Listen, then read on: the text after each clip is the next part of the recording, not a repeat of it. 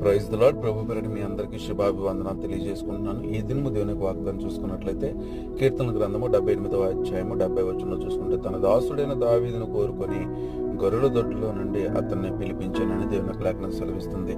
Israel ప్రజల్ని పరిపాలించడానికి మంచి మంచి వంశస్థుల్లో నుంచి, మంచి ఆలోచన కలిగినటువంటి వ్యక్తిత్వ యొక్క వంశంలో నుంచి, అందగాళ్ళు, శూరులు, వీరులు అలాంటి వంశంలో నుంచి రాజులను చేస్తే, రాజులు సైతము మాట వెనక దేవునికి దూరం అయిపోతే, దావీదు అనే ఒక గొర్రెలు కాసుకున్నటువంటి ఒక వ్యక్తిని దేవుడు ఎన్నుకోగలిగాడు. ఈ రోజు గొర్రెలైనటువంటి వారిని దేవుడు ఎన్నుకున్నాడని చాలా మంది అనుకుంటారు.